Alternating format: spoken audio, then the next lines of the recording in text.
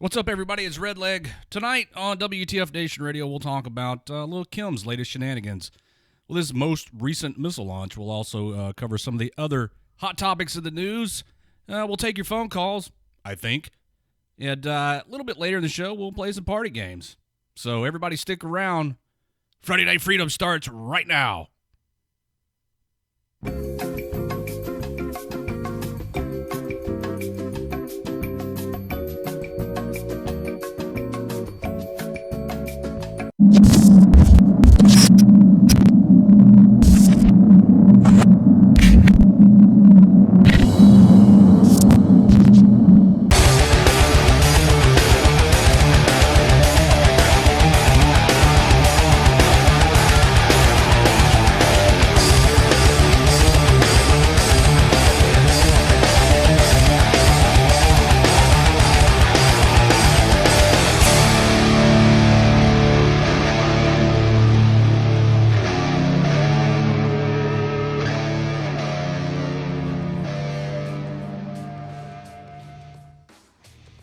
What's up, everybody?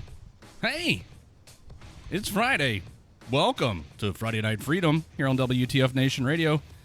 I'm Redleg, and I'm drinking coffee. I'm joined tonight by half of Tied Up Tuesday with Minx and Cuffs. Cuffs is here to help me co-host tonight's show. And as soon as I can roust the dude, Charlie from the Green Room is also going to join me here tonight. Just kind of a smorgasbord of hosts for to tickle your ear holes. Hello, Cuffs. How's it going, guys? How are you doing, Red? I'm making it. You know, things considered, I think I'm doing pretty good. Good. Could be Friday, worse. Right? Could be a lot. Well, can always be worse. Of course. It can always be a lot better too. Let me see if I can get Charlie from the Green Room in here before I get too far into what I'm going to talk about and see what he has to talk about.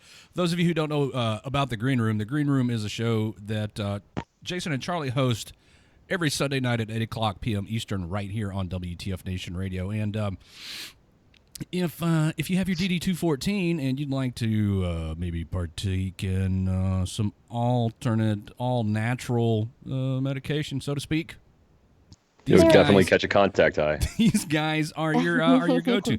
Now, before anybody gets the wrong idea about Jason and Charlie, they are both veterans who were honorably discharged from the United States Army, both combat veterans. So don't think that we just picked up some random stoner dudes and put them on the radio. It's not how this works.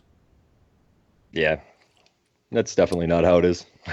And it's, no, we definitely have a lot of fun, and glad to bring our product to What the Fuck Nation Radio. You know, it's informative, and listen, guys. They don't just spend the whole show talking about weed, dude.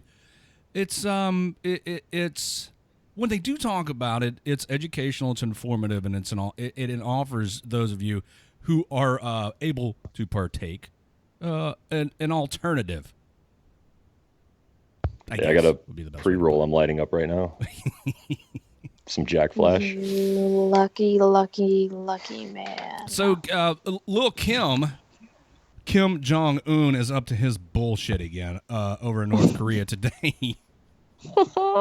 Today, which is Saturday over there, marked another, and I believe this is, for those of you who are keeping track at home, I think this is the 9th. Is it the 9th launch since Donald Trump became president? I think they said the 8th. 8th? Yeah. 8th or 9th? They're batting 500 with success, though. Well, yeah, this one didn't even make it out of the country of North Korea before it detonated. 35 kilometers away from the launch pad. Because they're no better at launching missiles than they are at anything else. Oh, wow. So, Lil Kim. It's good stuff. The propaganda videos that come out of North Korea are hilarious. One of the more recent ones features images of like an exploding aircraft carrier under the crosshairs and stuff. And you guys can see it right here. These things are almost cartoon-like and comical. I spent 14 months in South Korea back in the late-ish 90s, 97, 98. I guess that's the late 90s. And aside from the fact that the technically the two countries are still at war, it was pretty uneventful. But there's always that what if. What if North Korea decides to get froggy and launch a missile over into South Korea? Then what? What happens? Well, the fucking... Well, it doesn't really help that we keep telling them that the THAAD system that they're so pissed off about is not up and operational yet. So, that usually probably won't serve as a good deterrent. So they've got a couple days. Yeah. I think President Donald Trump wants the South Korean government to put like $1 billion towards the cost of the THAAD system that's there. Yep. And I think maybe South Korea is going to balk at that. But what's our purpose over there if not to help defend that country against the North? Yeah, Bob, I did have a quiet tour. 14 months of drinking, and that's kind of how it went. That's pretty much my, hello, Michelle. Hello, that Gene. Sounds like most people that I never had the opportunity to go to Korea, but it seems like everybody that I know that went to Korea comes back with lots of drinking stories, and that's really about the extent of what I hear about Korea. Well, there really ain't much else to do over there, but no.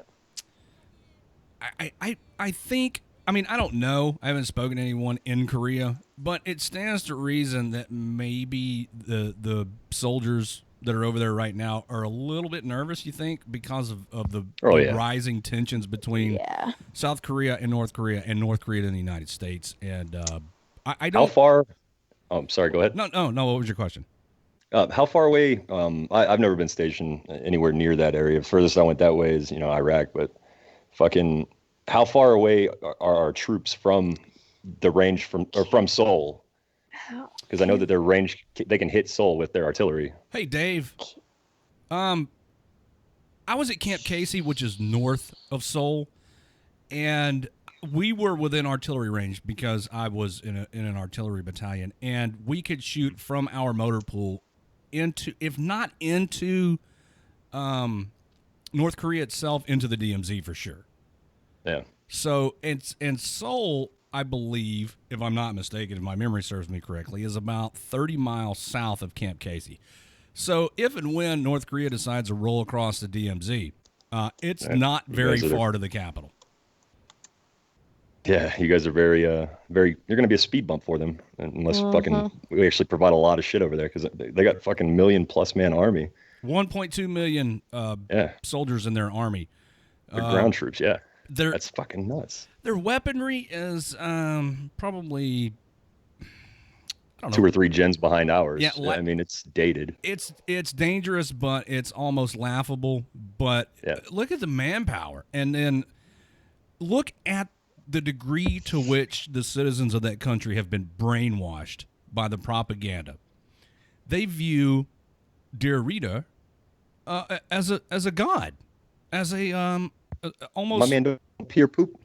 A godlike religious figure, especially Kim Il Sung and Kim Jong Il, and now fucking Lil Kim, who seems to be he's trying to ratchet things up a notch, but I don't know if North Korea is nearly as prepared as they think they are. Oh, I don't either. It's a lot of saber rattling, but eventually they're going to stop fucking saber rattling, and then shit's going to escalate really fucking quick. Jeffrey says... And we have 25,000 soldiers there? Yeah. Yeah, and closest reinforcements for them are in Japan. So 1.2 million guys under the cover of fucking arty fire against, 25,000. I understand their nervousness, Yeah. Would there be casualties? Absolutely, on a massive scale. Yeah. The thing that that South Korea has going for it is the fact that there's a presence of the United States military over there with its force multipliers. Yeah.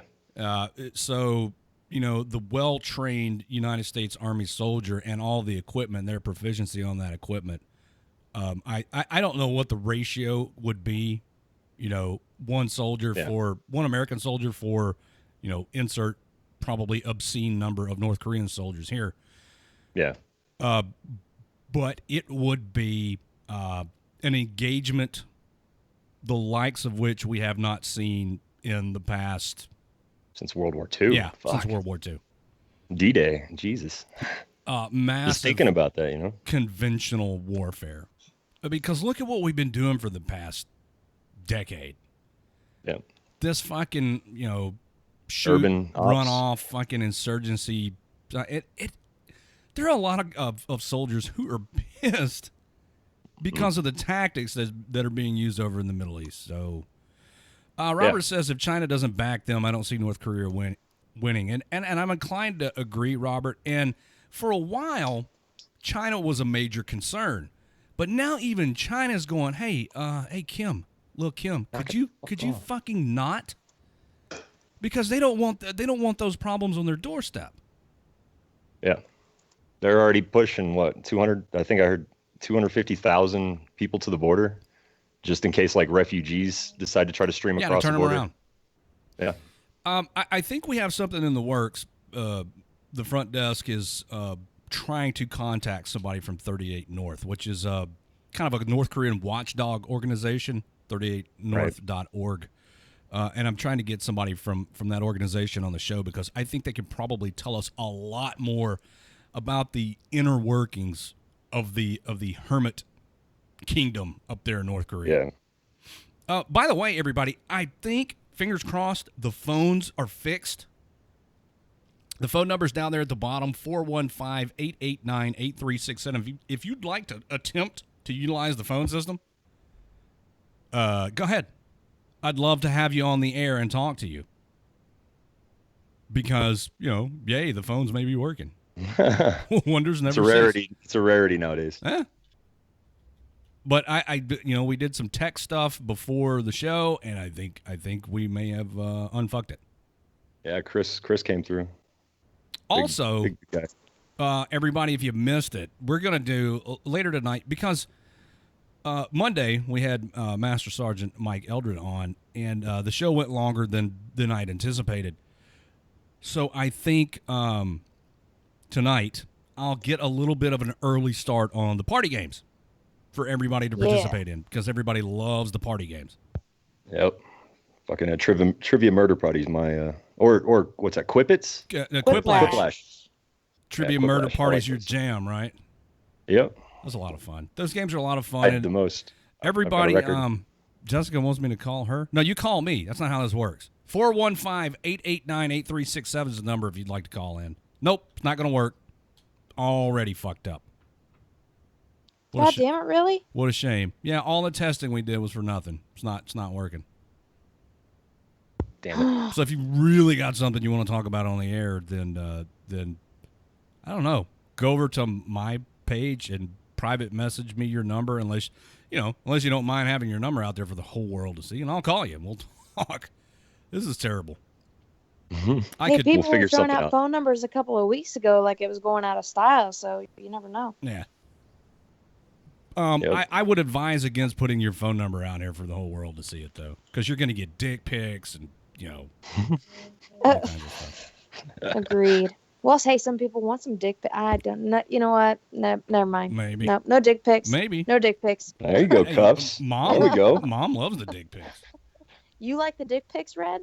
No, Mom does, not me. Oh, Mom does. Yeah. Okay. She's notorious for wanting the dick pics.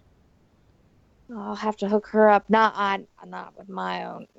Wow. You're gonna send Mom a picture of your dick? That's interesting. Yeah, I'm gonna send Mom a picture of my dick. Deeper. Yep, I'm digging that hole. Fuck. All right, there's a number that's tried to call in a couple of times. I'm gonna call you because that's evidently it's how we have to do business around here now.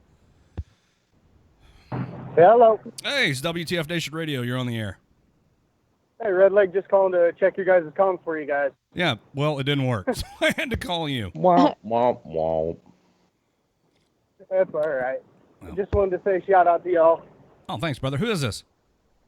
This is Neil from Kansas. Neil from where in Kansas? Look at that. I am on the southwest corner of the state. I don't know where that is. Neil from I mean, Kansas. I think I know where he's talking about. I know where Southwest Oh, yeah, is, that's but your I don't stomping know. ground, I don't know what's Cuffs. down there. Well, I'm about an hour north of Oklahoma, about an hour and a quarter, give or take, from Colorado. So Well, the reason I'm I like asked, literally, Neil, is because some of the WTF Nation radio crew is going to be in Kansas 3 weeks from today. Whoop whoop. So it's going to be where? It's going to be Pie, Cause, Jay Reddy, Mom, Minx, Bobby, and myself, and we're going to be right outside of Kansas City. Right? I gotta look and see, because I know I got AT coming up, and I'll have to be up in Kansas City for at least a day or two before we leave. So I might just have to come out there and see you guys. That'd be great. By the way, if anybody's in the area and you want to come and you want to come holla at the WTF Nation radio crew, well, not the whole crew. Jesus Christ, I don't think we could get the whole crew under one roof. But if you want to come out and see us, we'll be in what's the name of this damn place? Stillwell, Kansas. You know where that is? No, but I'm pretty sure I can find it. Yeah, it's. I looked on a map. It's right outside of Kansas City. Okay. Come check us out. We'll be putting out more information about this trip. What I can tell you, we're all flying out to meet up with the folks from More Horses for Vets. They do a it's like a therapy type deal. They do with horses. They have combat vets with PTSD out there and run them through their program. It's very, very therapeutic. And the fine folks out there at War Horses for Vets, Patrick Benson's the CEO, invited us out there. So we're going to go out there. That's freaking awesome, dude. Yep. We're going to be out there May 19th, 20th, and 21st. Oh. I'll already be on the bird out to California. Oh, well, it sucks to suck. Yeah, no shit. Is that how that saying goes? Yeah, that's how it goes. It's Yeah, usually what I tell I the guess people on CQ. It sucks to suck. Neil, Oh, yeah. Yep. sucks to suck. Hey, shots to you guys, all right? Have fun. All right, brother. Drive safe. I hear you driving. I will. Yeah, be safe, man. Yeah, I am. I'm hands-free. All right. Later, brother. Okay, good. Deuces. Neil from Kansas. That was pretty cool. You guys are all going to be out there. Tyler, Stillwell, Kansas. I think I got that right. Yeah. Well, there's gonna be 7 of us. Pie, Kaz, Jay Reddy, Mom, Minx, Bobby, and myself. That's what's up. There's gonna be a lot Now, of live Is Cuffs streaming. going to link up with you guys out there? Yeah, Cuffs is gonna come see us too. Nice. You guys have fun. Oh yeah, I'm we're going to be getting high, probably, and working on stuff for a show. There's gonna be a lot of live streaming that weekend. So if you don't follow the WTF Nation Radio Facebook page, go there and do that. Because we're gonna live stream the shit out of everything. That's what's up. So North Korea, I want to read this story real quick. North Korea on Saturday, because it's Saturday over there, launched a ballistic missile that blew up over land. A spokesman for the U.S. Pacific Command said the missile did not leave North Korean territory. This according to U.S. Navy Commander Dave Benham. A U.S. military assessment found the main part of the missile landed approximately 35 kilometers, which is 22 miles, from Pukchang Airfield. South Korean officials said the test likely was a failure. We are analyzing additional information, the nation's Joint Chief of Staff said. Our military is maintaining a thorough defense posture while keeping a close eye on the possibility of North Korea's further provocations. White House officials said President Donald Trump was briefed as Air Force One returned to Maryland from Atlanta, where Trump earlier addressed a meeting of the National Rifle Association. The test-fired missile probably was a medium-range ballistic missile called a KN-17, a U.S. official said. KN-17 is a land-based solid-fuel missile fired from a mobile launcher. I think it was one of those big launchers they rolled by in the parade that looks like a giant dildo. There's been no announcement on North Korean state television. Of course not. It's North Korea's 9th attempted missile launch since Trump became president in January. Oh, shit. You were right. My bad. My fault. Some of those missiles reached the Sea of Japan, also known as the EC, but today's test apparently did not. But it was headed that direction. That's the latest I heard, is it was headed that way when it blew up. The launch came hours after U.S. Secretary of State Rex Tillerson addressed a special meeting at the United Nations, calling for increased pressure on North Korea. All options for responding to future provocations must remain on the table, Tillerson said. Diplomatic and financial leverage or power will be backed up by willingness to counteract North Korean aggression with military action if necessary. So, North Korea's rattling its sabers, and we're rattling our saber back. Uruguay UN Ambassador Elbio Rosselli condemned the apparent missile test. The ambassador, who sits on the UN Security Council, said that's very disgraceful. He said it was against international law and humanity. Italy's ambassador Sebastiano Cardi, said the UN meeting was, quote, very, very positive. We hope that Pyongyang will refrain from any further escalation because it is not what we hope for, said Cardi, who heads the UN committee that could sanction North Korea. Guys, the sanctions, the talk, the rhetoric, all that stuff, at the risk of sounding like a warmonger, that shit's not working. They don't care. This dude's launching, he's launched 9 missiles since January. They're just biding their time until they get it right. Practicing on our patience, you know. He's not, like I heard it said on the news earlier, I can't remember who said it, but these failed launches, the North Koreans don't see them as failed attempts. They see them as learning opportunities. So they're trying to improve. Granted, they're only fucking 50% launches, but I mean, they're learning shit as they go on. Right. You know? These are, I mean, while the rest of the world views these as failures, and that's a good point, Charlie. Yes, this is really live. Somebody's asked in the Facebook live chat, this was really live. Every time one of these fucking things blows up and fails, they're gathering the data they need to fix that problem. Eventually, one of them's going to hit wherever it's headed. Medium range missile, what's that? Where do you think that could reach to, other than South Korea, which is obviously going to be the target? Yeah, I mean, if they get a missile, I think their most successful flight has landed like 200 nautical miles off of Japan's coast. Right. So I mean, we're just being so patient and trying this pressure tactic that's only going to work if China signs off on it. And the only card that they have left is the fucking oil, because they have a pipeline running through there. Then right there, North Korea might suffer. But and oil and coal is a big thing between Korea and China, North Korea and China. Yeah, they turned away 14 freighters of them like 2 weeks ago from North Korea. They refused them port. Even their next door neighbors, like, hey, you're being annoying. It's like that next door neighbor you have that has the dog that barks continually. They get on your nerves. Yeah, with nukes.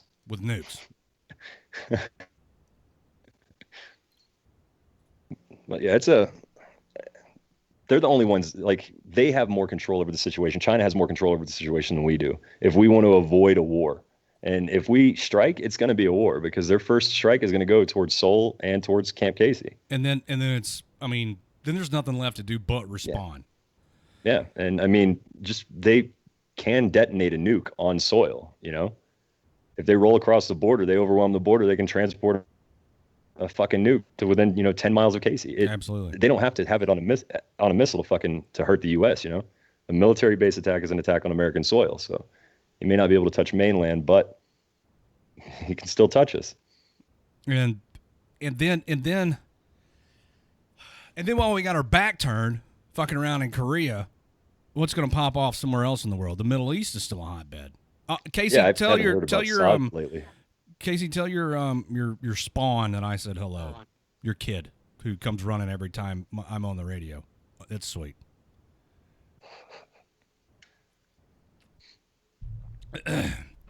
So it's time to start rolling out the enlistment bonuses and the re-enlistment incentives and everything. Yep. Because it's time to start. We went from gonna cut the ranks by it was someone's. It was some like close to 20,000, I believe, or maybe more. To now, it's time to start beefing it back up. Yeah.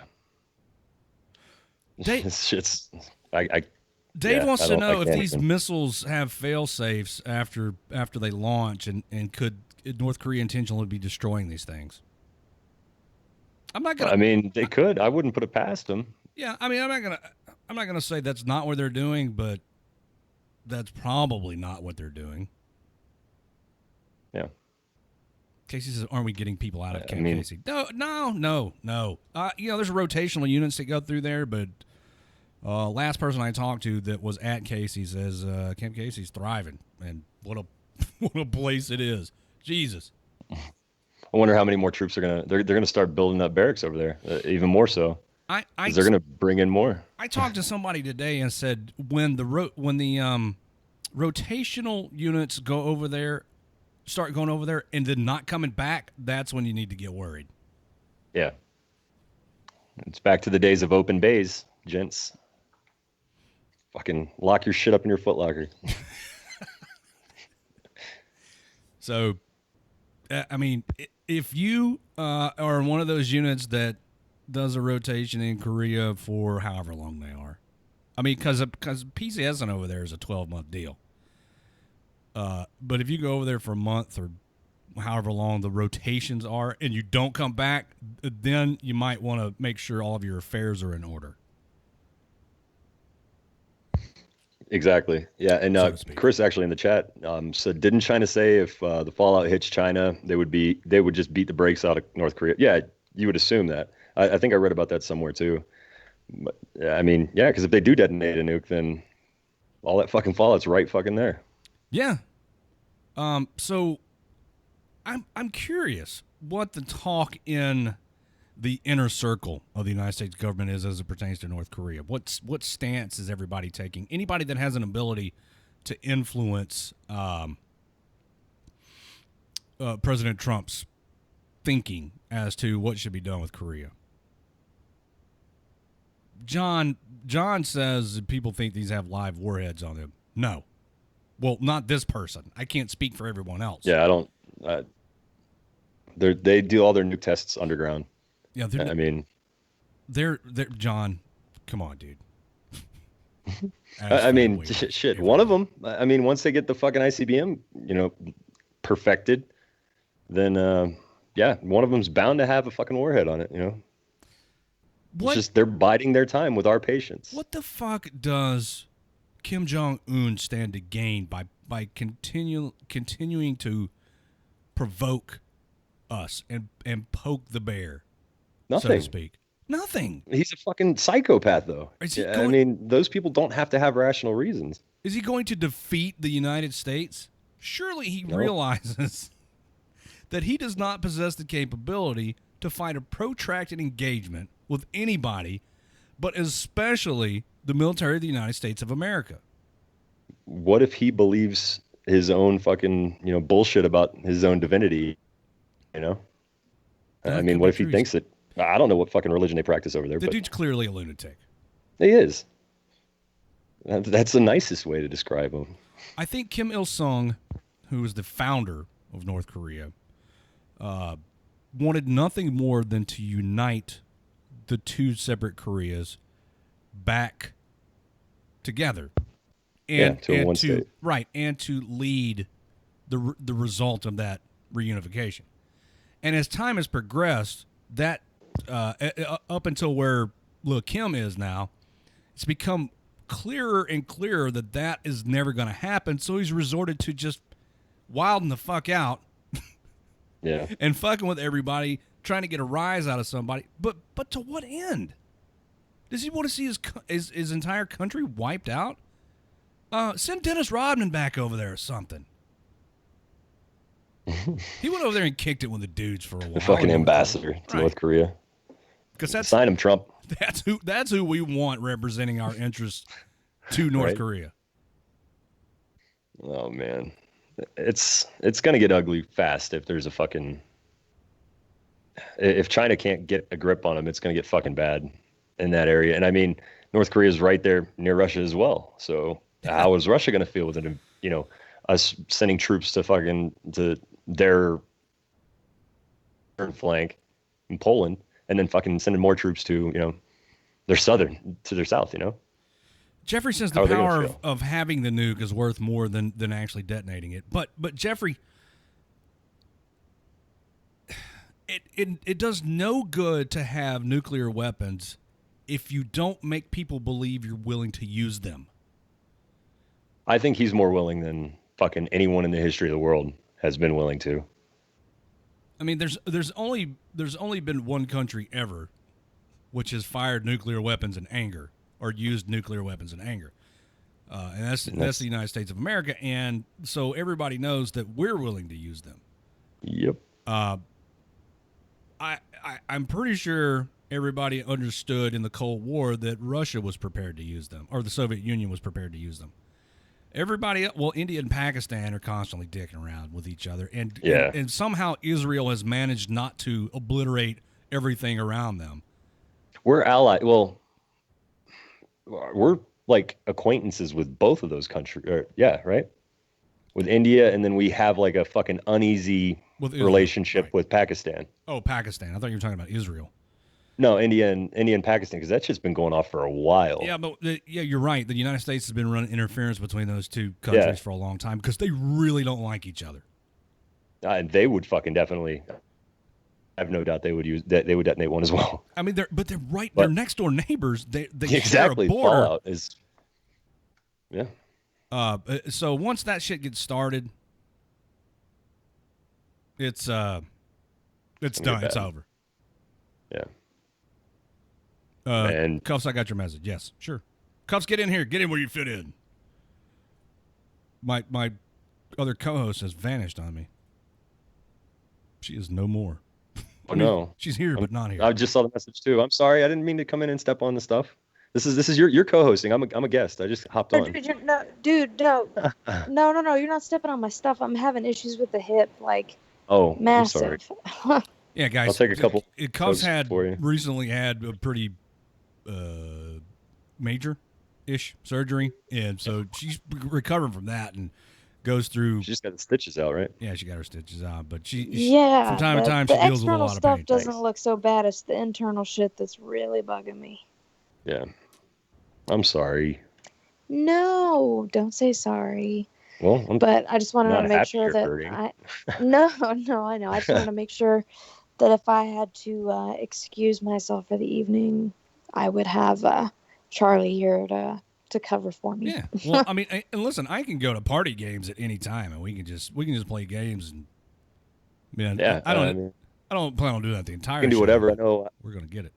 Yeah, I know Mrs. Charlie is cooking right now, so I'm not sure. I can hang out until she's done. Oh my God, it's not an issue for me. It's pretty. What's she cooking? Yeah. Some steak, potatoes. Like I lucked out. I definitely lucked out. You hit the dinner jackpot.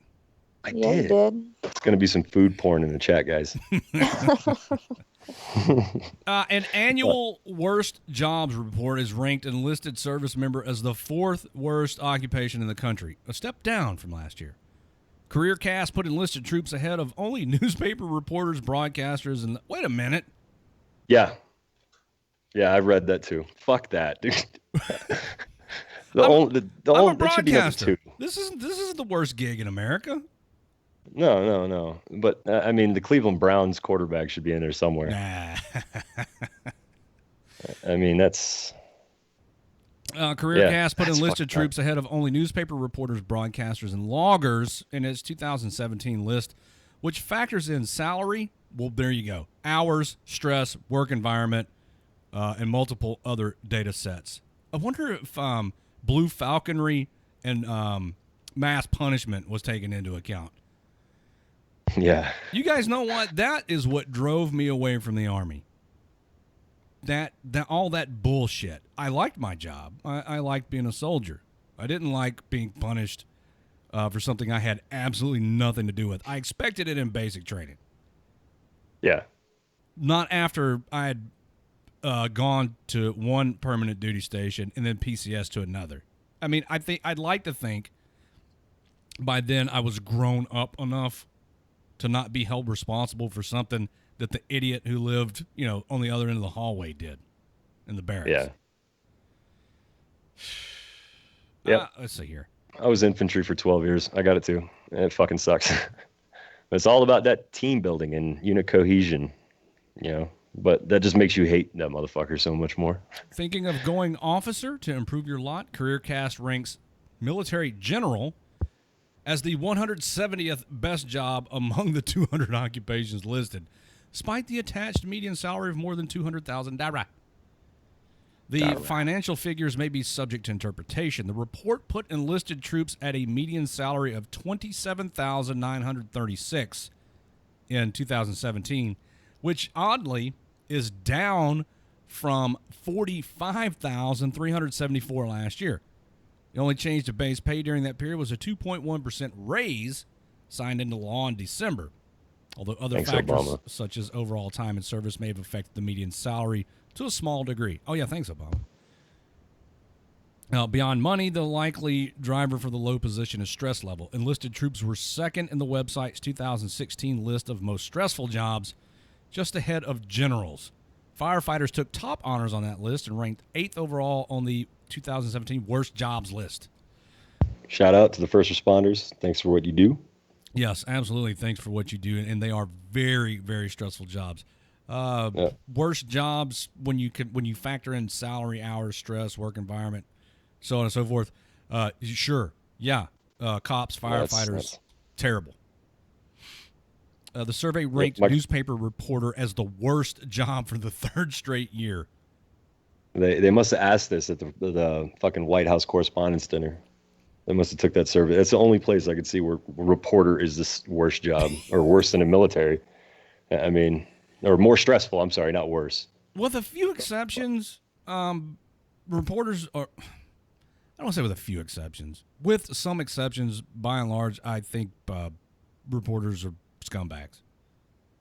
Yep. Because they don't just report. And I had a row earlier this week with a local news station here over one of their headlines about the tank. The military from time to time will donate vehicles to local law enforcement agencies. So the Memphis Police Department was a recent recipient of a donated MRAP for their tactical unit to use as needed for whatever. Extraction under fire, that kind of shit. Anything. So they ran the headline featuring a picture of an MRAP all done up and emblazoned. And the headline said, "War Machine." Is this what we want patrolling our city streets? What the fuck? Who comes up with this shit? It's a war machine. Oh, snowflake? I don't know. I never say that. He's going to be used but in a snowflake? Strictly defensive capability. And it's not going to be Roman. It's not like they're driving around the city of Memphis in this thing. Fucking Mark 19's mounted. Yeah. Fucking Jesus. Yeah, I commented on there. I'm like, you know what? If you guys would legalize marijuana and tax the hell out of it, you can afford a squad. You can get a whole motor pool full of these, and then you can afford for a fucking squadron of A10s. I mean, everyone's so fucking paranoid about these vehicles. Shout out to Delta Company 232 Medical. Graduated today. Oh, you made kids. it. Hopefully they didn't make you piss yourselves at graduation. Did they let everybody go to the latrine before you fell in and had the graduation ceremony? Also, thank you, Alex, for the compliment. I try, buddy. It's not easy at my age to look this good.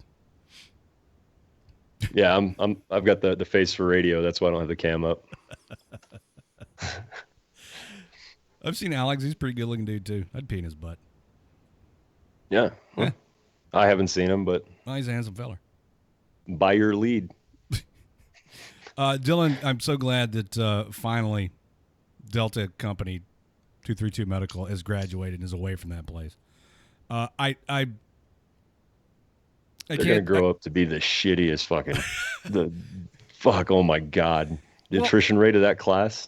It's either one of two things is going to happen with the people who went through there.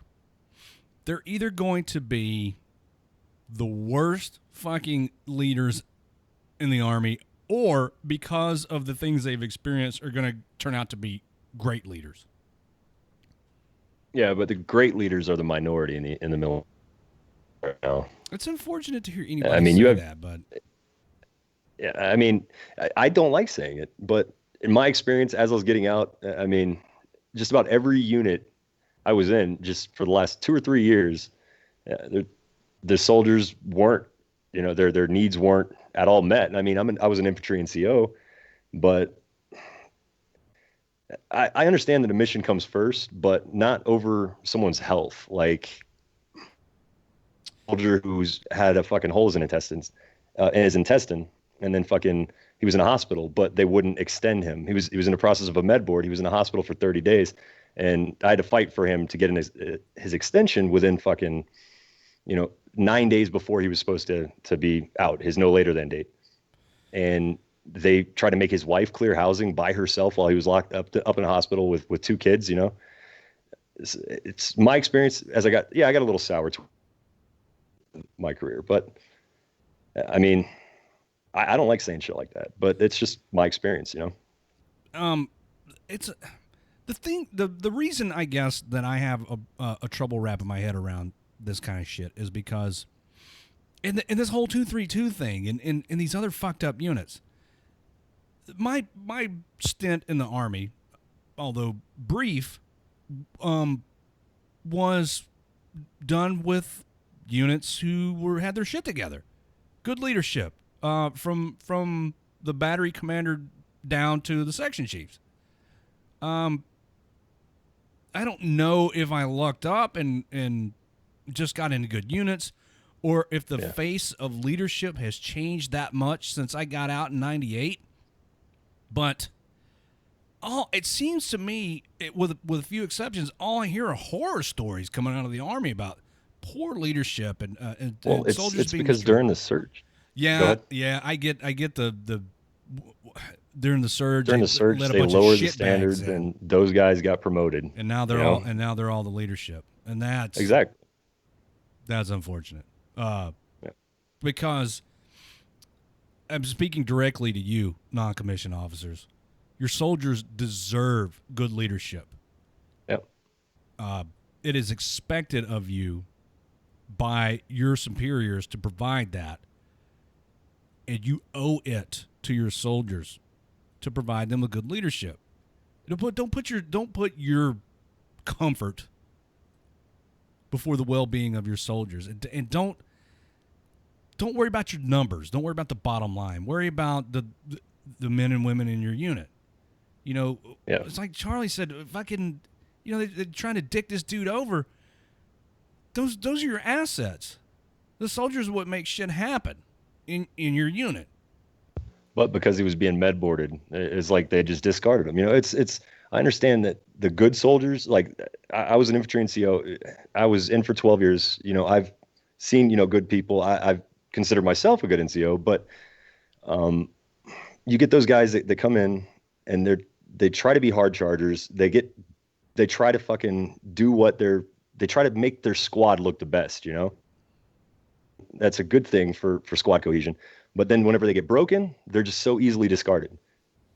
And I just hate that, because you see someone who was an outstanding fucking soldier get hurt, and then he goes on profile, and then he has to get fucking med boarded.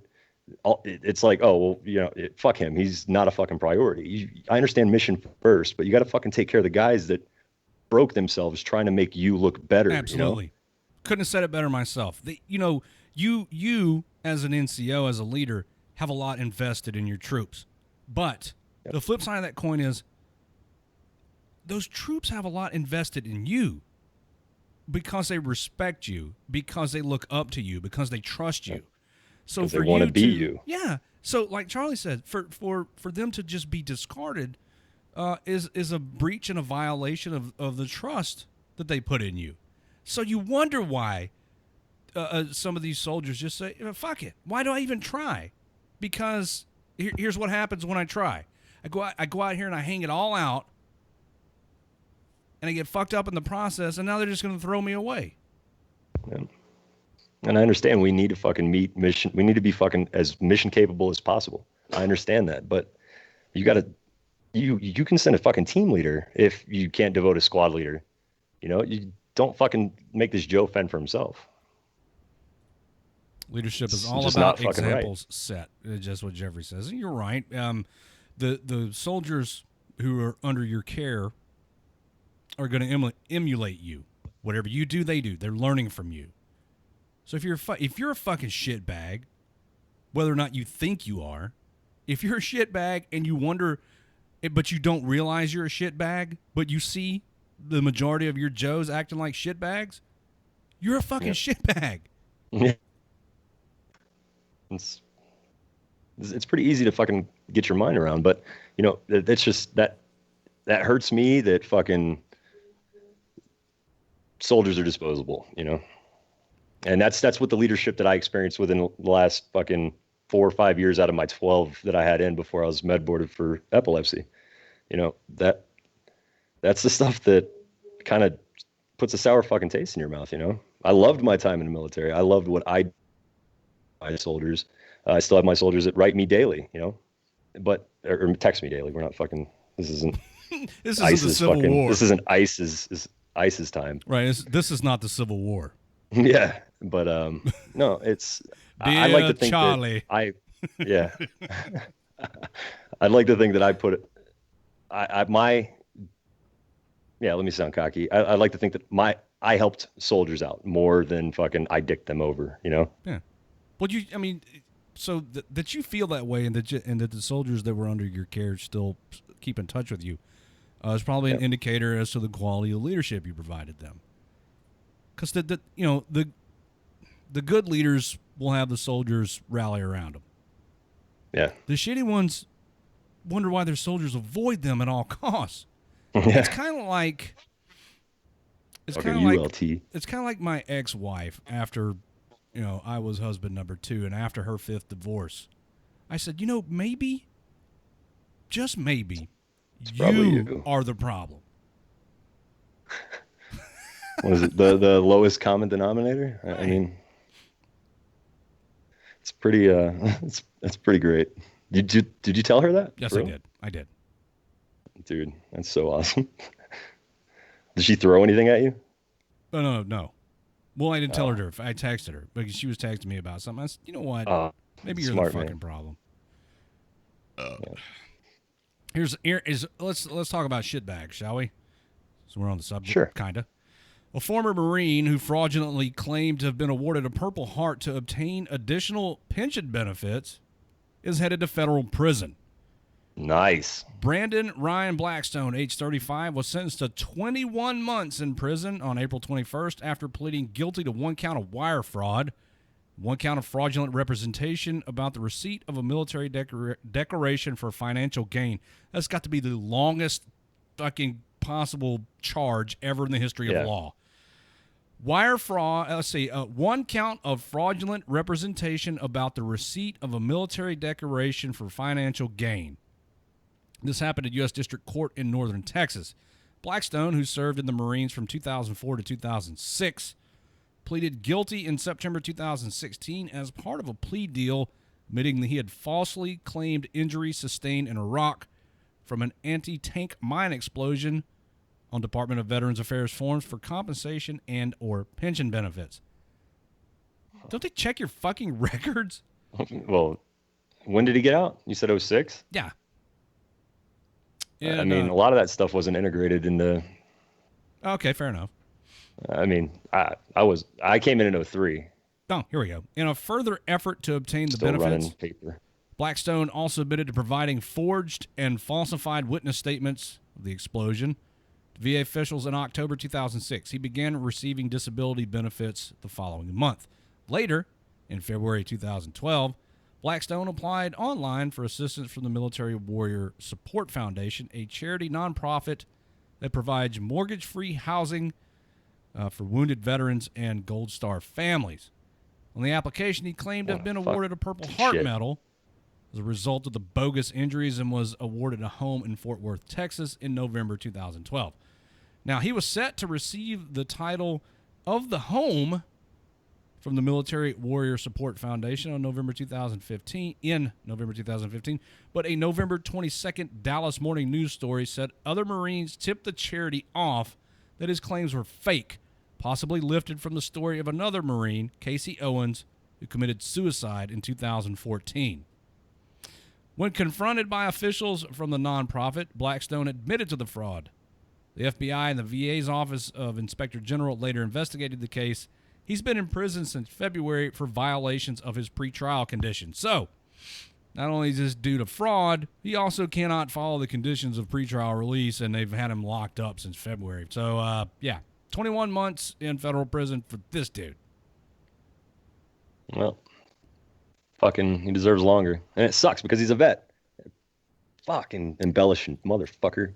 I mean, he saw dollar signs and thought it was an easy way to make a buck. And, I mean, that's the only thing I can come up with for this particular case of stolen valor. That's what it is. I mean, I know that kind of sounds like a catch-all term, but he did not get a Purple Heart. He was not injured. Yeah.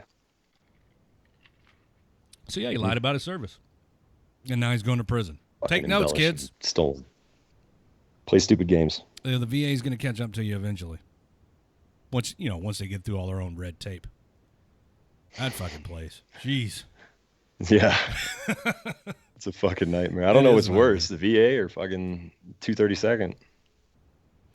It's fucking both of them are striking out right now. Eventually you leave the 232 medical battalion. Eventually you leave there too whenever they kill you. The VA. Yeah, you leave on your back in a body bag. Yeah. Probably fucking head first because they're dumbasses. I went back to the VA again for a follow-up, an urgent care follow-up because of my feet. And I think I talked about this on the air on Monday. This doctor that I saw only works at the VA on Fridays. He's got his own practice. Yep. And when he looked through my records and found out, he said, well, we need to get an MRI done. And I said, no, I already did. So he dug and he looked at that and he says, well, we need to get you a consult with orthopedics. And I said, my primary care doctor already did that and they refused to see me. The look on this dude's face when he heard me say that just translated directly to what the fuck. So he put me in for another consult. And I have an appointment next week with orthopedics. Shit. But it shouldn't take all that. I mean, his head exploded.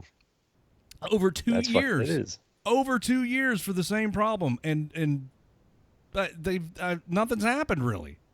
My shit's still all fucked up.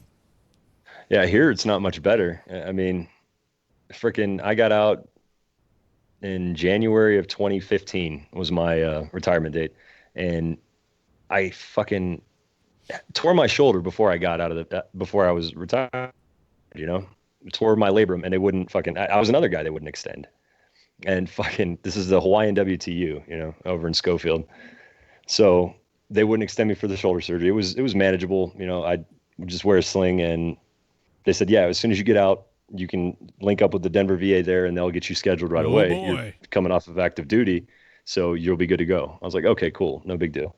I go up there. They're like, they wouldn't even talk to me without an appointment. Number one. Jeez.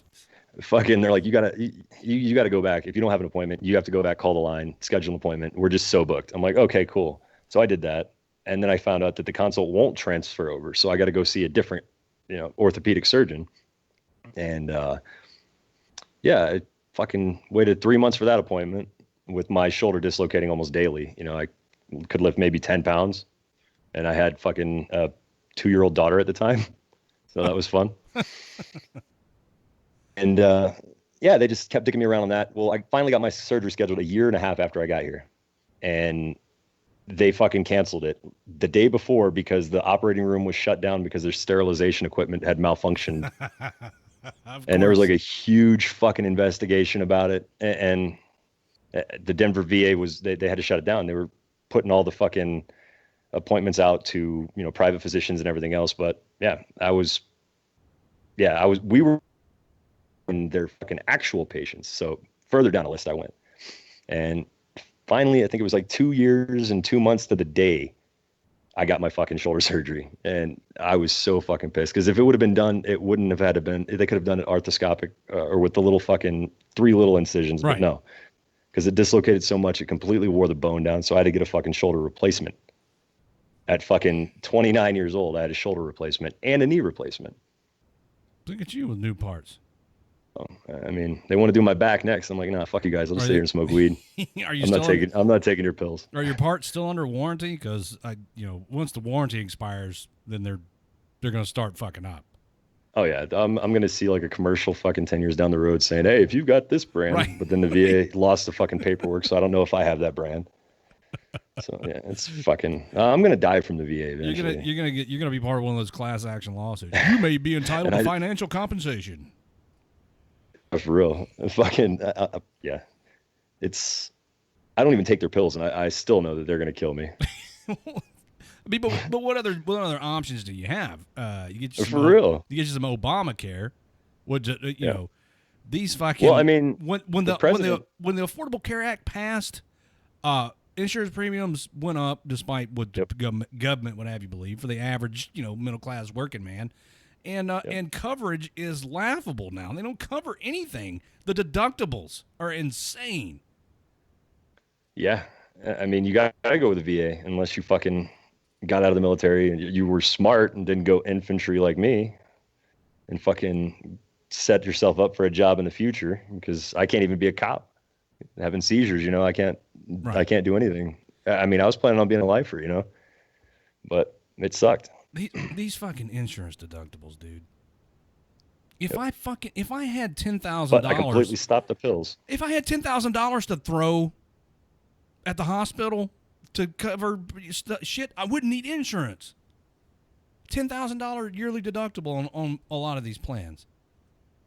Yeah, Jeez. It's insane. Yeah, I get a bunch of pills in the mail all the time too. Yeah, well, President Trump, I think he just sign an executive order allowing, it's extended the Veterans Choice Program. Improvement Act. The Improvement Act, to the Veterans Choice. I mean, supposedly we can just go to a doctor now. Well, or after it goes into effect. You have to, with the Veterans Choice Program, you have to have a referral. In other words, somebody has to refer you to that program. But once you get in, I mean, for a specific procedure or whatever. Yeah. Like when I had the ultrasound on my abdomen, either they didn't have anybody at the Memphis VA qualified, or they couldn't get to it soon enough, or whatever. So they referred me to the Veterans Choice Program, and whoever handles that, I think it's a private company that's in charge of coordinating all that. They got their shit together, man. Mm-hmm. They called me and set everything up, told me where I needed to go, when I needed to be there, gave me a number to call if I had any problems. It's great. It's the way it should be. Yeah. How the fuck is that so? How the fuck is that so? What the fuck is the word I'm looking for here? Efficient. But the goddamn VA's not. Because the more obstacles we have to go through, the more money they make. I mean, all right, fair enough. It's my opinion. This is just my opinion, guys. Yeah, but yeah, you may be right. I stopped taking the fucking pills for my seizures after I got here, with my neurologist's unofficial approval, the thumbs up, like off the record, fucking thumbs up. And yeah, I just use high CBD strains of marijuana, and like I have not had a fucking seizure. I was still having seizures when I was taking the meds that the Army was giving me and that the VA was giving me. So your neurologist kind of unofficially endorsed, nudge, nudge, wink, wink, tried the high CBD strains of marijuana with the seizures, and they've eliminated them. Yeah, like I have not had a single fucking seizure, but I was still having seizures when I was taking the anti-seizure medication that the Army was fucking prescribing me. Which was probably, it just doesn't make sense to me. Which was probably what were they giving you? I was taking Keppra, Lamictal, and gabapentin. I don't know what any of those are. Yeah, well, I mean, the malaria meds we took in Iraq, Maleficant, there are a lot of fucking people coming down with really fucking nasty neurological disorders from it. Right. I mean, 6 different guys from my unit 126 in Germany, they actually came down with 3 came down with epilepsy. I think another one came down with MS.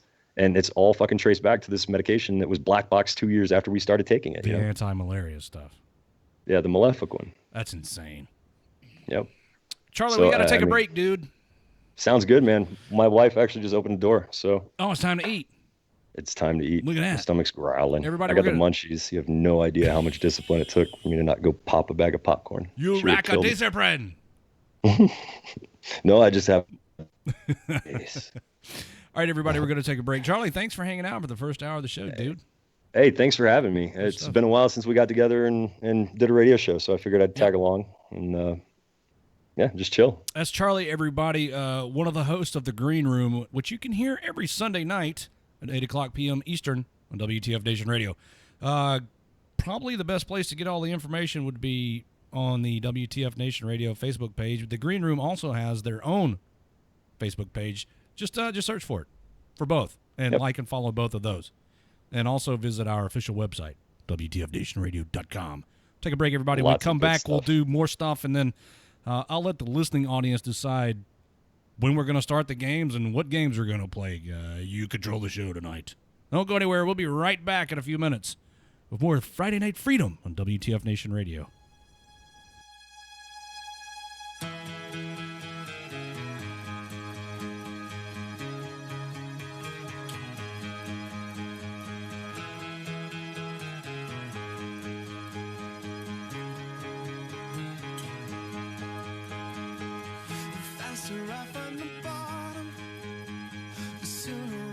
Turn it around. It seems as though I've forgotten just how far down that I can go in an instant, and I can take you there, and I can take all my friends and family, and I won't care, 'cause I have the most reckless heart when I try, and I have the most beautiful dark side.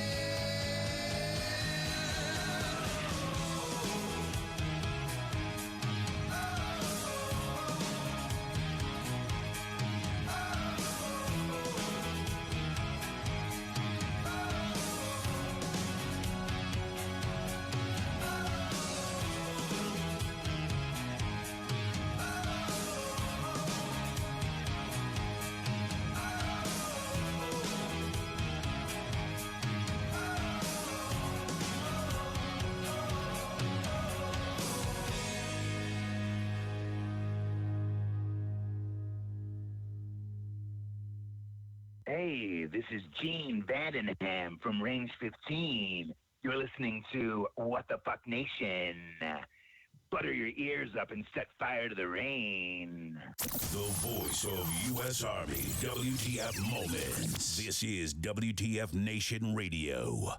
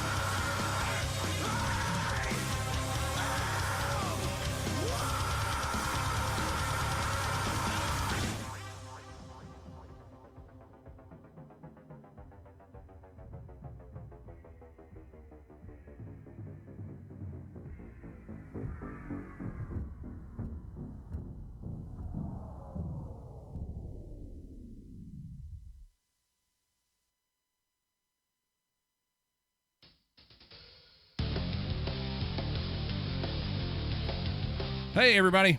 We're back. Minx has joined us. Hello. Minx is trying to get me Minx is trying to get me tickled over here. I mean, it's kind of working. That's good stuff. Welcome back, everybody, to Friday Night Freedom on WTF Nation Radio. I'm running through co-hosts tonight like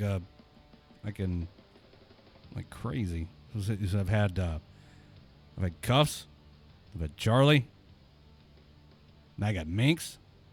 Mm-hmm. Oh yeah, everybody gets a turn with Redleg tonight. I mean, you are a whore, so. Well, let's not put all my business out there. All right, I'll only put some of it. Everybody, I think I've made up my mind to start. You need to stop with the faces. Stop it. Jesus, that one's huge. You're welcome. The fuck up.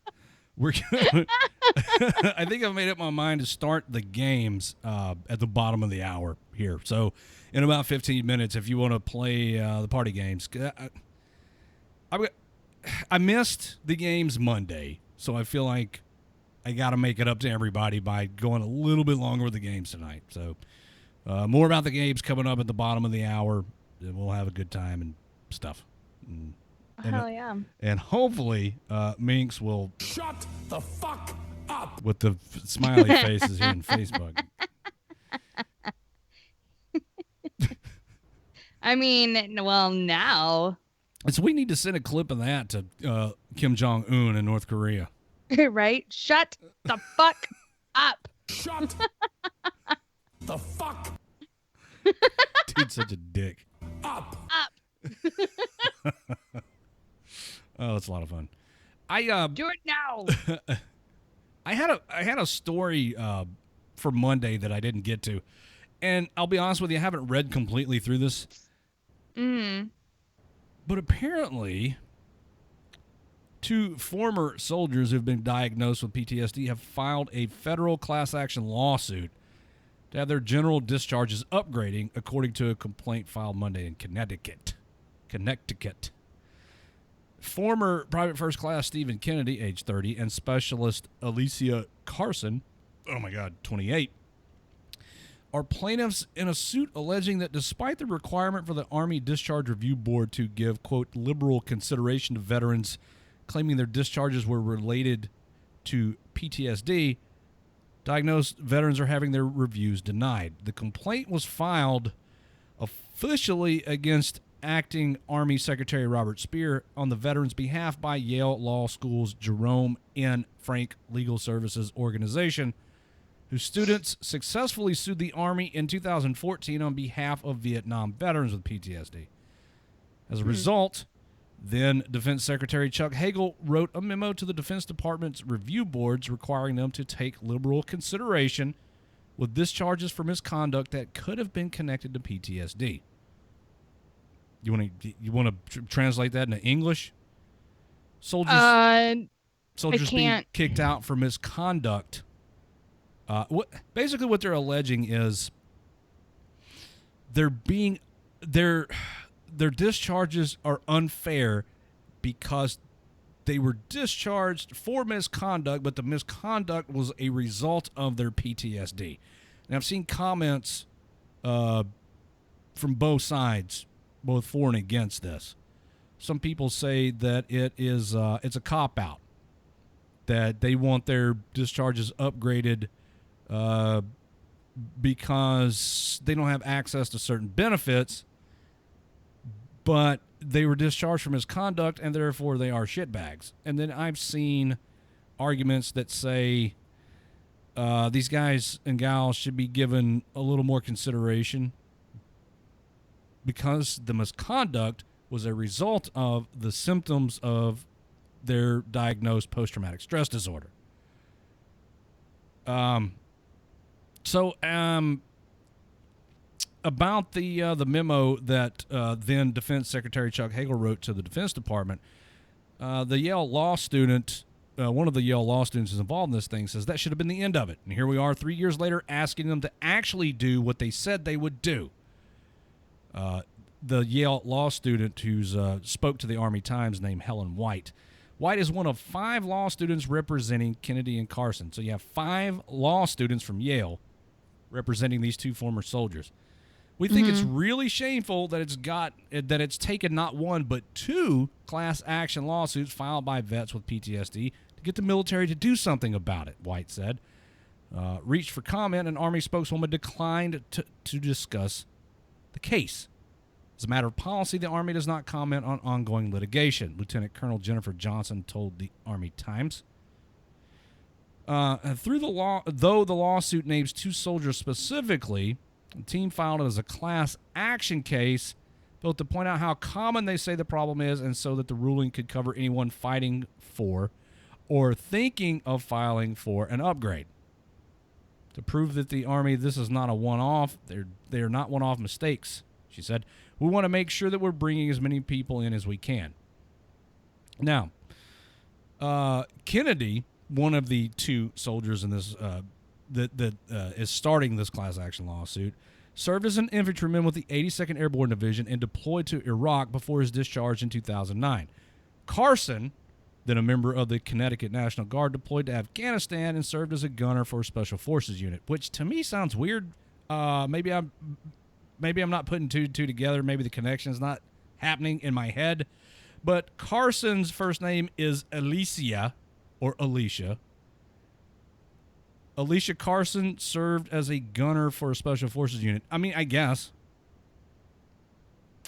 Both of these soldiers received a general discharge after going AWOL.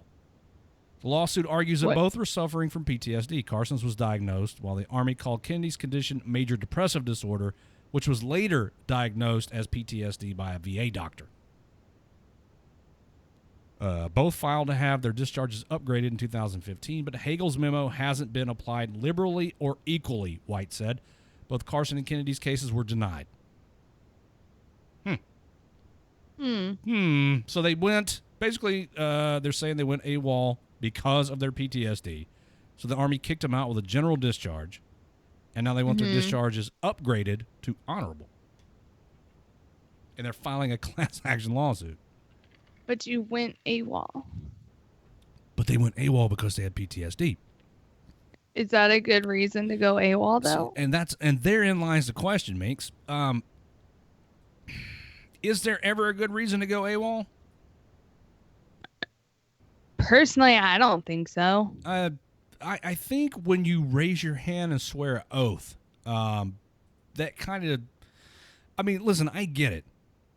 Those of you who are suffering with PTSD or who have suffered, I mean, I don't guess that's something you ever get over. It's tough. No, but there are ways to cope with it. There are coping mechanisms. And maybe the Army didn't give them access to, I mean, this whole thing is so tangled. There's so many variables. There's a lot of vagueness in there as well.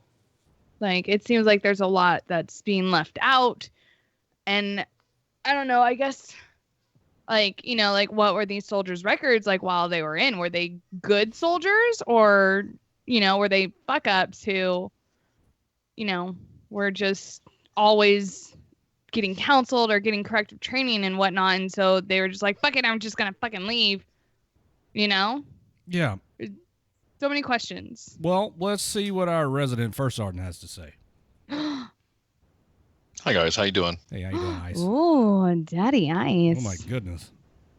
Yeah. I don't know. I don't even know where to begin. I mean, I'm in shock. I mean, utter shock. There's a potential for so much of this to be true and for so much of this to be bullshit, but who makes that decision? Yeah. A lot of it's substantiated, though. And there is some occasional whining that we see. I mean, in my years of experience, I could totally tell the difference between straight whining and then straight abuse. But a lot of the abuse is actually being substantiated. And this goes back a few years. I'd say like a decade now. So some of these kids are legitimately suffering from PTSD. They're actually reaching out for help. And is it a failure on part of the leadership, or is the machine that is the United States Army as a whole failing these kids, or what? Where is going to be the best place, Ice, for this to be fixed? It sucks because they've now created a condition between the senior leaders that We need people to be deployable. And as soon as you are on profile for anything, you're up and out. If you can't stay in, you're up and processed out to begin with, and that's somebody else's problem. It's sad to say. So I don't know if you heard Charlie and I talking about once these soldiers have been used up, they're discarded. Yeah. That to me is a big failure on the part of the Army. It is even more so than this. We have individuals that think that they're qualified to be behavioral health specialists or medical doctors or physician assistants. And we have these young leaders who they have empowered to make these decisions to say, yes, this guy has an issue with whatever, or this gal has an issue with whatever. And then it just basically goes to it's basically given to the benefit of the doubt to the commander. What people don't realize is that the commander has an exorbitant amount of power. Yes. Even at the company grade. Everyone talks about the stuff that's happening in Korea with curfew violations and restrictions. That's exercised overseas. The commander can actually exercise that here in the States. So you have somebody who's experienced, you have somebody who wants to get promoted, you have somebody who wants to get who's getting told, hey, listen, what you need to do is you need to go ahead and put this guy out because he is yada yada on a profile list or yada yada on behavioral health. He gets moved out to the warrior transition unit, and then the military assistant transitions the kid out. Whether it could be something that's acute or it could be something that's serious that requires inpatient treatment. The Army doesn't want it. They ain't got no time for that. You know what I mean? They're more about putting the name, and it's the conditions that the senior leaders have been told by HQDA. We need these guys to be this way for this way for this way. The Sergeant Major of the Army, great on some initiatives, but not poorly. I would say not well thought out on others, particularly when it comes to profiles, or particularly when it comes to behavioral health. The amount of commanders that have been given the latitude for sexual assault, like legit straight sexual assault. Me giving you a booty smack as a leader, I should get fucking my hand slapped and be told you can't be booty smacking fucking soldiers. But a straight rape, those are the motherfuckers that need to go to fucking jail. But because now the Army does not, there's commanders that do not want to have that. I don't want this to be a mark on me or on my unit. So I'm going to move this soldier out. Convicted rapists, individuals who've been busted for. I'll be honest with you. I've seen guys go down for less on just a word than an actual physical assault on someone, and it's sad to say. Again, I'm shocked sometimes at some of the shit that I see as a first sergeant myself. I'm like, God damn, really? You're gonna put this guy out for this fucking shit? So you're speaking more to the disparity when it comes to commander's discretion. I think they have too much discretion. And I'm inclined to agree. But I think the amount of discretion that they were given was done initially with good intentions. Let's let the commanders run their units and deal with the problems internally. Yeah, the Army calls that mission command. It's basically delegating and having a decentralized method of leadership. So that way, if it needs to be brought up to the higher levels of the chain of command, then that's what happens. If it can be handled at the lowest unit level, then it can handle that way. But I would say only for operational purposes. I'm thinking about freaking Korea and hookers, what you guys were talking about earlier. Getting in trouble with EJ1. But I think for medical things, again, I mentioned this on Sergeant's Time last night. These are commanders that have come into the unit that only get the 2-week, this is how you become a soldier. Oh my God. Fucking class. And the next thing you know, they're leading soldiers, and they're depending on, they could be good or they could be bad senior NCOs who've had even less experience because I'm going to have to face it that everyone's going to have to face that medical personnel are not going to be all deployed or forward deployed to a cache. And so you're dealing with it's a recipe for disaster. Those direct commissions, I think when done properly are okay-ish, but whomever in that unit is the commander does not need to be the recipient of a direct commission. And when you caught my attention last night on Sergeant's Time when you were talking about this, they have no leadership skills or training or, other than the 2 weeks of, this is how you tie your boots. You salute this rank and you call this one by this name. What experience do they have with the military culture and the military's customs and the way things are done in the military? So you take this young physician's assistant, first lieutenant or whatever, you put them in a leadership position. They don't have any leadership experience. No. So they don't know how to do it. And eventually, that dude's going to end up he's going to end up as a commander of, whatever size unit, and now he's allowed this broad discretion to essentially do whatever he wants to. That particular part of the system is severely broken. Specifically when it comes to dealing with behavioral health and physical ailments. I'm old, broke, and decrepit, okay? I'd be damned if I'm going to have some 6-year in the service captain tell me, well, I'm sorry, First Sergeant, you don't, there's nothing for you to go see the medics about. I'm going to tell him to eat a dick, and I'm going to go see the medics, or go see the the division surgeon's office to say, hey, look, this is what's wrong with me. But that's what's unfortunate.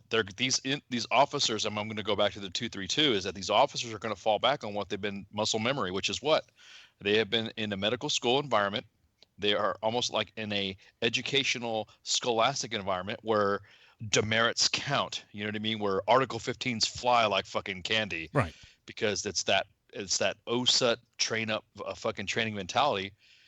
And I mean, it sucks to say that I think they're, instead of focusing on why someone was broke, because you broke me. I got numerous ailments going on with me, just in my experiences. You broke me, but now you're telling me I'm not an effective leader to lead someone else because you broke me. You're gonna fucking throw me the fuck away, which is exactly what I think. Me and you discussed this about our fathers going through this during the Vietnam time frame, is that now that they've gotten and squeezed every bit of blood, sweat, and tears out of you, now they're done with you. And they've already said, well, we're not going to do this again. We're going to learn our lesson. Never forget, Yeah. And we're going right back to the same fucking thing again. It's crazy to me that they didn't, that they did not learn from their past mistakes.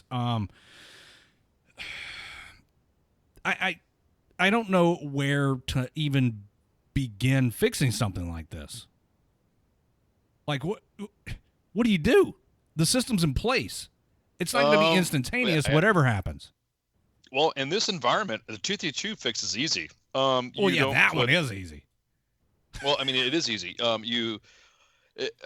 the outside looking in, it is real easy. You don't put the individuals that are teaching you and that are involved with that. And now that the Army has gone to where, for instance, I've been selected for Sergeant Major. So what's going to happen is that I get selected for Sergeant Major, and now the Army is going to tell me, ICE, congratulations, you're going to go and be in charge of an infantry unit because you have that type of experience. You're going to be in charge of or you could be involved in a training environment as well. That's what I think they need to go to. These 2-week shake and bake freaking commanders, man, we're seeing it right now. There are some things in the inbox that make me want to jump in my truck, drive down the fucking road, and beat the fuck out of some of these guys. Yeah. I don't know. I don't know whose brilliant idea. I guess it was intended to keep the people that are involved in a particular field in their field and afford them some leadership abilities. But somewhere along the way, things got mixed up. And again, I'll fall back on my previous statement. You might be a doctor. You might be a PA. You might be a nurse. Whatever the case may be. It doesn't mean you're a leader. Just because you're an officer doesn't mean you're a leader. Bingo. So 2 weeks, fuck. Really? What can you possibly learn in 2 weeks? What did you learn in the first 2 weeks of basic? Well, that's about to say. The first thing I was learning was fucking marching and learning how to fold a goddamn bunk. You know what I mean? So, the reason I even say that is because they may be doctors or PAs or nurses, whatever the case may be. That doesn't mean they know how to army. And that's the biggest thing. I'll tell you the closest thing to armying that you can get on those direct commissions would be lawyers, because their job is to be confrontational and argue policy. So what better individual that you would have, at least they could follow policy, than would be a direct commission lawyer. But a straight fucking captain comes rocking in direct commission as a nurse, and the only thing they know how to do, and the only thing let's put it this way, their biggest struggle is learning how to figure the fucking which key to open the TMC with. I have an issue with that. Yeah. That's where the phrase "he couldn't find his ass with both hands" comes to mind. Yeah, exactly. But tell the motherfucker, hey, what type of, and then of course you have the welfare soldiers that take advantage of welfare leaders, and it just continues to matriculate up. And I guarantee there's some people involved right now at Fort Sam that are not even involved, that are getting clumped. There's some great leaders out there at Fort Absolutely. Sam. And they're getting clumped into some of this shit.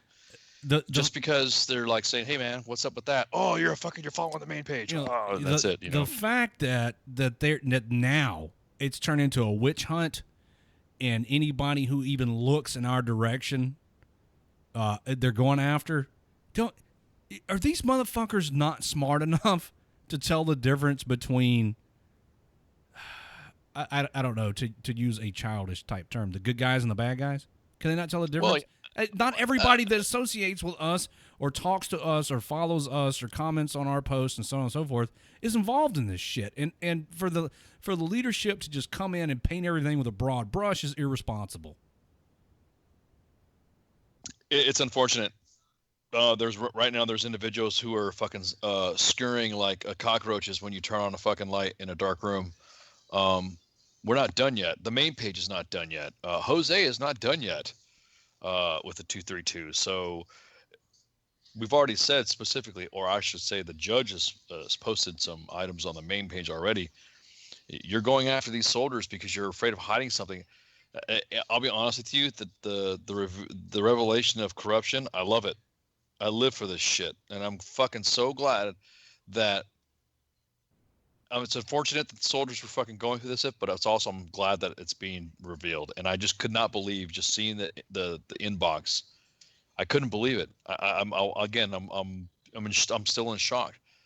This reads like those fucking urban legends of the military where you hear somebody saying, "Yeah, we got an LT and put him in a wall locker and threw him out of the second floor of the barracks because he was walking around the NCO's side of the house." Ha ha ha. Right. No, you didn't. And then you find out it actually happened. Yeah, you got these guys that needed to take a piss test and they couldn't go until their first initial of their last name came up. Meanwhile, there's Joe's pissing and shitting all over Nobody's themselves. going to believe that. Then you find out it's true. Yeah. Listen, there's no way my kid will be old enough this year to enlist in the United States Army. How do you think I would feel if my kid was down there and I found out that this shit was going on? I'd be livid. I would pull an ice. I'd jump in my truck and drive down there and fucking do something. Exactly. I'd be right there with you, man. I mean, hopefully she would be in 187, which would. But the point being is that there actually was a parent who went down and called the fucking senior drill sergeant and called the first sergeant down there and told him he was a piece of shit. And everyone's like getting pissed off at the dad. Well, you don't know what's going on with training right now, and your soldier could be might have played in part and parcel to it. Man, shut the fuck up. Why'd you make the kids piss themselves? There's no excusing that. And the biggest thing that it was the incident where the soldier, again, another UA was happening, and a male soldier was forced to walk around after he shit his pants. They would not let him go take a piss. And you guys got to remember, these aren't fucking prior service or guys who've been in the Army for a good minute. These are privates that are brand new to the military and are looking at NCOs as the representation of the Army. So they're going to believe everything he says. Yep. So if you say you can't go out of this fucking room, and I don't care if you piss or shit yourself because you're going to get an Article 15, a brand new fucking knobby-headed private is going to take that shit to heart. And he's going to piss himself and shit himself. He's going to shit himself. And then this is the part that one soldier that shit himself was forced to walk around in his own fucking shit for at least several hours before he was finally told to go recover himself. I would, dude, reading this, if that was my son, you wouldn't have to worry about. I would flash my ID card at the gate, and I would find out. I would beat the fuck out of the first sergeant, everybody, dude. And I'm calling you fuckers out, you fucking cowards. It's a violation of the most basic human rights. And don't start talking to me, anybody, about how, you lose your rights when you join the Army. You don't forfeit your rights, especially not your basic human rights. It's just the level of dignity that they keep talking about. You know, it's everybody wants to be a fucking, what was I saying yesterday? Everybody wants to be Tony Montana until it's time to do Tony Montana shit. Yeah. They talk about how the dignity the military preaches now. I, as an old school leader, could not do. I've been counseled as a first sergeant before for some of the things that I've done that would be considered a little bit medieval. Oh, he's hazing. He's hazing soldiers. Exactly, and I've been corrected. Well, these individuals just seem to be going through, and what makes me mad is that you get the comments of, well, these guys are in training. You got to realize that, blah, blah, blah. Hey, look, I could totally get it if these guys were doing something that had to do with muscle memory for a combat arms MOS. But these are what, 68 whiskeys, okay? Yeah. I don't need somebody who's fucking nervous as fuck and worry about shitting himself instead of knowing how to put a fucking IV into a fucking casualty. Yeah, let's teach these people their jobs, and they've already been through basic, all right? They understand the basic soldiering techniques. There's no need to constantly, even when I went through OSUT, dude, when we finished basic training phase, the drill sergeants eased up on us because basic soldiering shit is over. It's time to learn your job. It's time to grow as a soldier. Because when you get to your your first duty assignment, they're going to expect you to have a basic level of competence in your MOS. And how can you focus on learning your job if you're constantly looking over your shoulder for your drill sergeant or your platoon sergeant that's worried about if you're pissing or not? So this is a failure on multiple levels by the leadership to do their fucking jobs, which is to train these soldiers and turn them into medics. Do you want a PFC to come to your unit as a medic, and instead of plugging the holes you're leaking out of, he's looking around worried about if he's going to get his fucking ass ripped into for some bullshit? You're fucking these kids' heads up, man. Yeah, you would think that at that level, especially when it comes to, I don't know, the medical profession, because you know what they do for these. Remember what we were just talking about, the 2-week fucking shake and bakes? Yeah. They're there at Fort Sam Houston as well to learn, and it's a fucking joke. Trust me, I've been there. It's a fucking joke. The gentleman's course is a joke. It is worse. I guarantee it. The lieutenants and captains get in more shit, and I think fucking Minxie could say this too. The lieutenants and captains getting more shit in their fucking courses than the Joes will ever get fucking involved with. So I couldn't even imagine digging, which of course, right now, U.S. Army WTF Moments has operatives in the field right now, currently at Fort Sam Houston, finding out more stuff. It's just not the 232. Orale, Jose. I know, pues, Jose. So it just, I'm shocked. Again, it's shocking to see some of this shit happening. It's shocked to see that people endorsed it. People fucking, God, it's frustrating, dude. We got some. I crack open the beer for we this. got some negative feedback from the commentary on the Army WTF Moments website about the leaders ignore U.S. Army WTF Moments at your peril.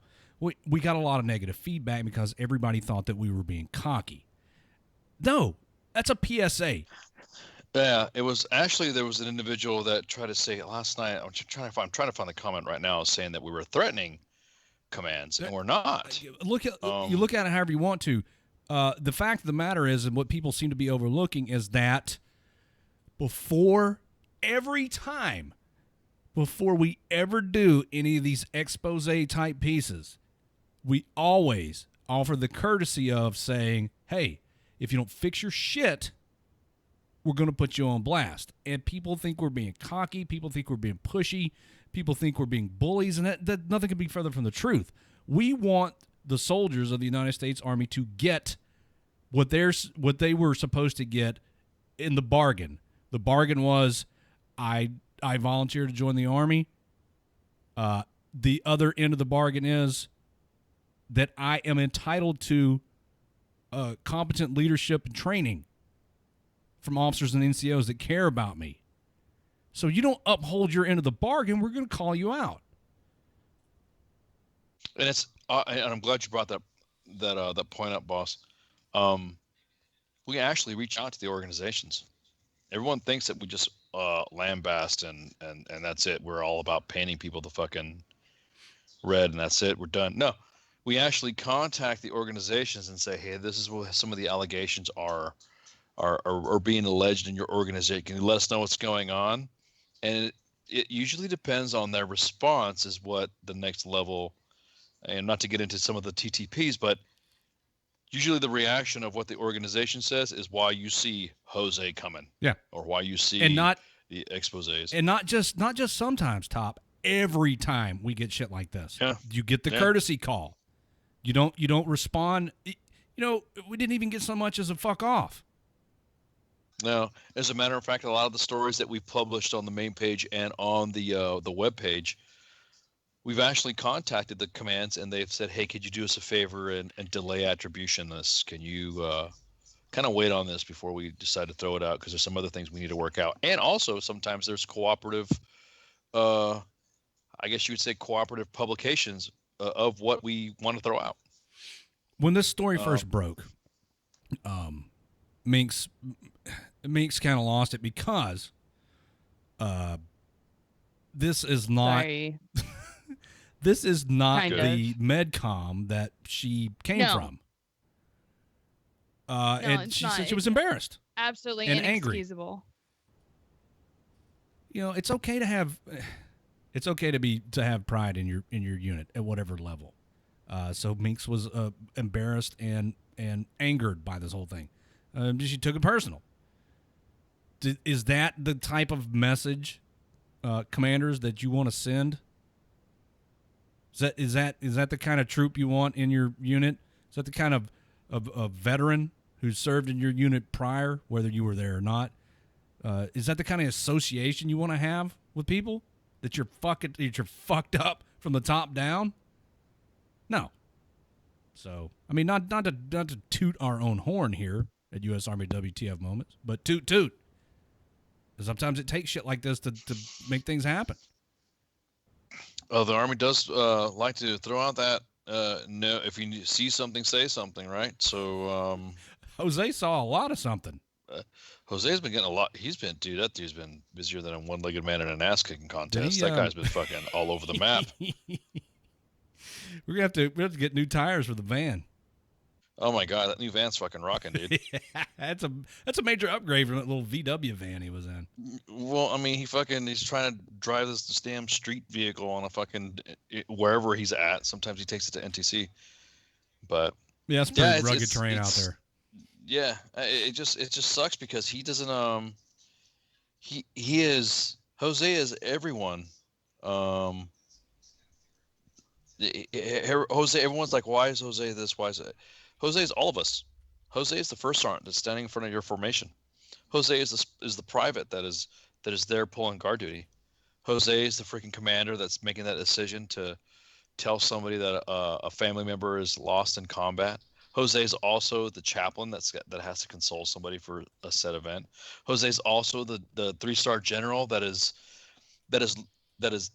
okay. Do I need to go ahead and put this out and deal with it and then tell you guys what I'm doing? I mean, come on. It's just that's the whole thing about the mystical Jose. I mean, on a freaking, what was it? On a scale of 1 to D-Max, he's a scale of 1 to taco truck.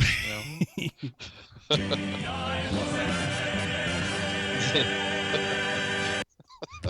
Exactly.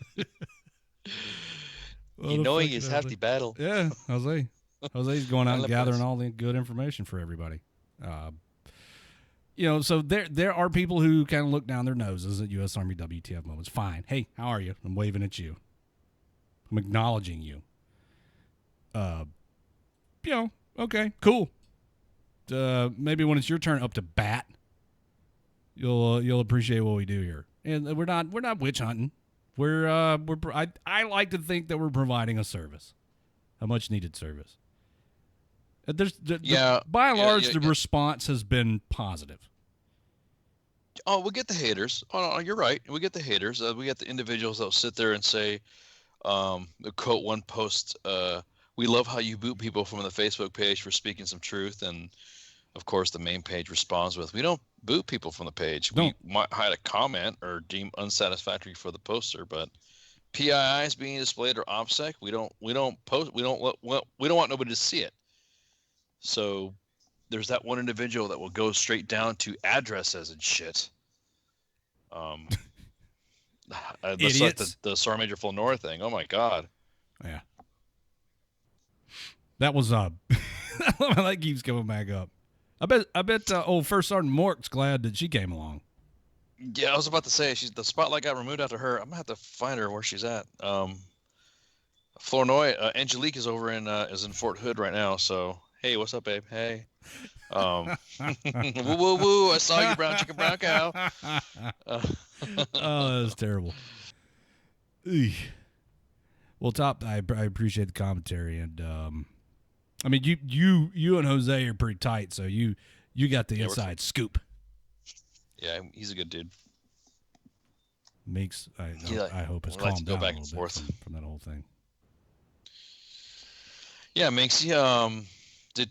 Were some of the stories that you were saying earlier that there's guys that were telling you that you're lucky you're not going to fucking 232?